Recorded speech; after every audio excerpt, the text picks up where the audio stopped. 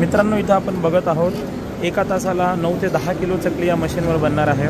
इथे आपल्याला चकलीचं राईसचं चकली, गहू चकली, भाजणी चकली जोही आटा असेल ते मळून इथं टाकायचं। इथं टाकल्याच्या नंतर हे जे आहे इथं तुम्हाला डिस्प्ले दिलेला आहे, या डिस्प्लेवरून तुम्ही नंबर टाक। हे 6 प्रकारचे सगळे पदार्थ बनतील या मशीनमध्ये। इथं चकलीची रेसिपी असेल, मुरुक्कू, स्टिक्स, कुरडई सगळे प्रकारचे पदार्थ बनतील। आता आपण इथं चकली बनवतोय, तर हे जे आहे सिंगल नोझल चकली मधून बनवत आहे। इथं आपण एका तासाला 9 ते 10 किलो चकली या मशीनमध्ये बनेल।